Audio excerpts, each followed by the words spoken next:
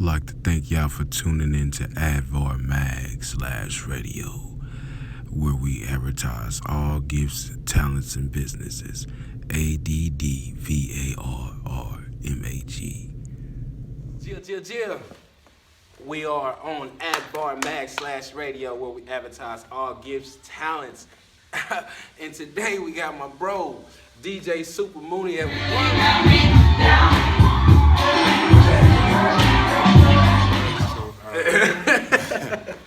DJ Soopa Mooni, man. Live and direct, TGIF Fridays. Thank God it's Fridays. I'm here with my man. I'm so proud of him and what he's been doing. Like, he said we go back, that's like 1997 go right. back. So all the way back. I'm so proud to see him from 1997 to 2019, for sure. Man, because some of us didn't make it, bro. No, we didn't, man. Not all of us. Man, some of us didn't Not make all it. of us. But I'm going to go ahead and kick it off. We're going to start off with, man, where are you from, bro? You know, it's a lot of DJs that's from New York and California. You know what I'm saying? I'll be getting hits. They be like, hey, bro, you know I've been hearing you talk about this DJ, but where are you from? I'm from right here, Kansas City, Where Missouri. we at? Kansas City, Missouri? Yeah. All right. In the heartland. Born and raised outside of the last 7 years, but at that point I was an adult, so. Man, born and raised, yeah, man. And then I've just been everywhere since, so. And since you said Kansas City, Missouri, I'm going to say this again. It's be specific. What neighborhood we from? Oh, man. Officially, I grew up most of my life on 33rd in Cleveland. 30 Cleveland. I spent some time. Don't shoot me, I got on blue. It's 2005. Yeah. Nah, man. Did a little time. Sound like it's jail. Spent a little time, a couple years in Parker Square down on 12th Street. When I was a kid, 97 days, so it was what, 67th Street? So a little bit on the south, or out south, like I say. Illinois on 12th Street, and then as I was becoming an adult and teenager, or as becoming a teenager and adult, definitely 33rd in Cleveland, and everything from that to the bridge. So, and that's an area with a lot of violence and A lot. you know. So, how did that affect you coming up? Did you engage? Yeah, I kind of jumped right into it. Me having a chilly nature and the calm nature that I have, I've had this since then. This is like when I was 15, so I had that same nature. That being said, I made a lot of friends. I had a lot of people on the team. And sometimes I make friends that were button heads with other friends that I made. So it's always in the middle of some shit. So that kind of was what drew me into it. Like, Right. I found myself in the middle of some shit. Like, can I curse like that? Yeah, all right, I found myself in the middle of some stuff. So it's like, all right, well, that's my homie, and that's my homie. I can't really talk him out of it. We're deep in this at this point, so it's no talking him out. It's just stepping back and, I guess, letting him self-destruct. Right. Yeah. So, That's the hardest thing to do, just it watching your was. friends go at work, man. It was. Man. And, like you said, a lot of us didn't make it, and sometimes it started from that. Like, I know him, and now this one's dead. Sometimes I was in jail, sometimes he ain't. Yeah, so it really drew me into it. Like, I went to Central High, it was right there next to like one of the more dangerous blocks in the area, 33rd and Bells. So it was right across the street from that. We literally walk out of school to go home, and they be standing at the top of the hill, just like almost picking somebody out. So, luckily, like I said, I had calm nature, chilly nature. I knew some of them from that, and I was able to be cool with some of them. Be cool when I went through there, because it wasn't too often that somebody could just walk down that street. You know what I mean? So. Man, it seemed like you was in California, not Kansas City. That's what it kind of felt like. You know, it's like, this is Kansas City. Like, I understand California is every block like that. And then, towards the end of, I can't say towards the end of all of that, towards the end of my time dealing with all of that, it was a block just 2 blocks over, and they started butting heads with 33rd Bell, so it really got deep, serious. yeah. Man. It really got serious. So did it? I want to ask you, man, because you ain't jumped into as far as the music that we're here for tonight. So I wanna ask you, what made you start doing music? How did you? What sparked your gift? The exact situation. 7th grade. No, okay. So before I say that, I've always been into music, but it was more of the dancing, and it was more singing because that's what singers did. Right. I mean, early '90s, late '90s, they sang and they danced. Right. And growing up, 6 of us and a single mom, there's a whole lot of R&B. I mean, from Anita Baker all the way to New Edition. I mean, the closest we get to hip hop was probably Tupac, Crisscross.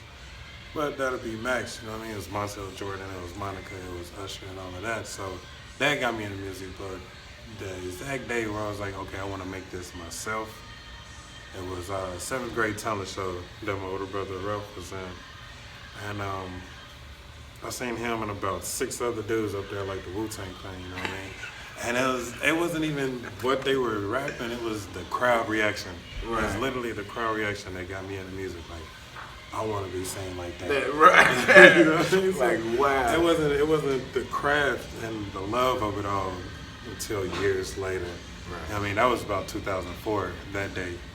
It's 2004. It probably wasn't about until 2011. I was like, all right, let me take this serious.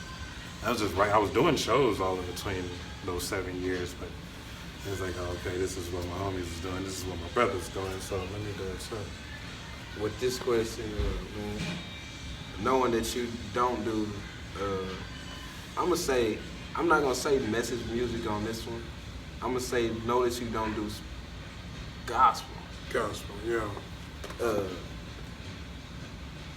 What if you had the chance to change and do some other music, would you do it? Would I do gospel? Yeah. Yeah, because that's, all right, what is what changed me, honest God truth. Okay, so around 2015 is when my music really started buzzing. And I thought about this after the fact. I remember a lot of days where it was just like, I would go to sleep and not thank the Lord for everything that just happened that day. Yeah. And it's like, I didn't think nothing of it. And then somebody would, like, it got to a point where if somebody brought it up, I'd be like, well, I'm making it happen.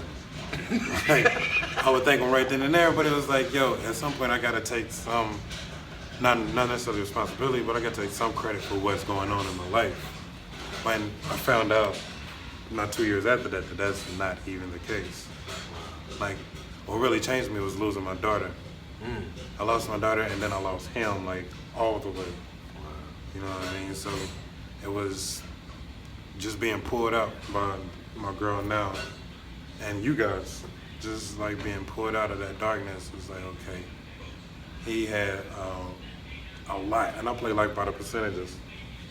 He had a good 80% to do with everything that happened in 2015. My music buzzing, the little mini tour I put myself on the next year, getting my own headliner. It's like I owe all of that to him because, like, and no lie, man, because we done done music together too. Yep.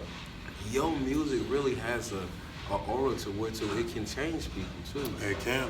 It can, It ain't all that shoot 'em up, bang bang. Mm-hmm. You don't rap about that. You know what I'm saying? No, but in the aspect too, you still gotta look at it. Whatever you speak is what somebody else is gonna listen to.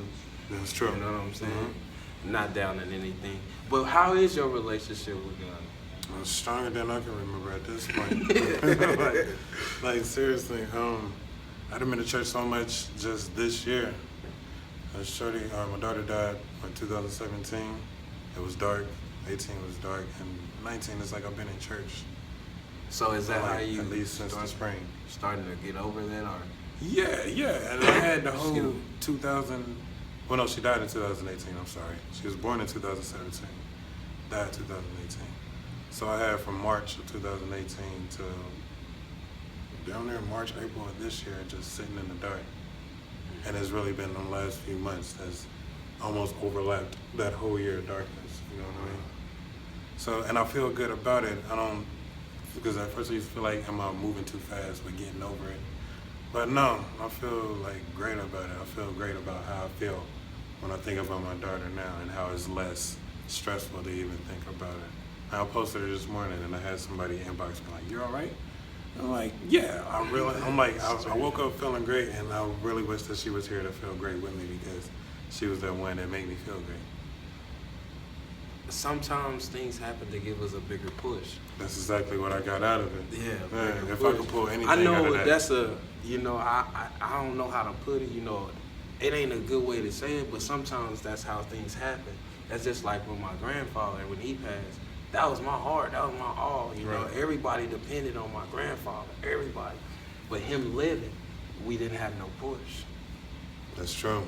And I didn't have the push I got now. I mean, literally, like when she was born, I moved back from Oregon to here because we had a house set up and I didn't have to really work. Right. So I was just sitting around like a stay-at-home dad. And I just thought, okay, that's cool. But I didn't have no push to do anything else. I was sitting on all that great music you was talking about, just like, you know what? I'm not really caring about it anymore. And she left and I was like, you had a purpose. I'm like you gotta stick to it. I have a message in my music. Yeah, And I need to do. get back to that. Yes, you got a deep message, man, and now that you got a deeper message to put in your music to help encourage people. Yeah, it's a lot of people that still don't know how to get over what you've been over, and you got over it. It's people that take them 20, 30 years. They child be yet grown. You know what I'm saying? Before they even can get over it. I ain't saying get over it, but you gotta make it to where you can keep pushing. Yeah, you gotta get through it. Yeah. It's the only way. But I ain't gonna hold you on this interview, man. You got any shout outs you wanna do, man? Yeah, go ahead, do your shout outs. Y'all, Aisha, I appreciate y'all. Style. We're on tour right now. My girl, my kids. Hey, man, I was about to say, you better not forget your The queen. Lord, the life, man. I'm hearing them back now, so I'm just happy to be on this side. And it fits you, you know why? Because you humble with it, bro. Yeah. All the stuff, nobody will look at you and think about all the stuff you done did and been through.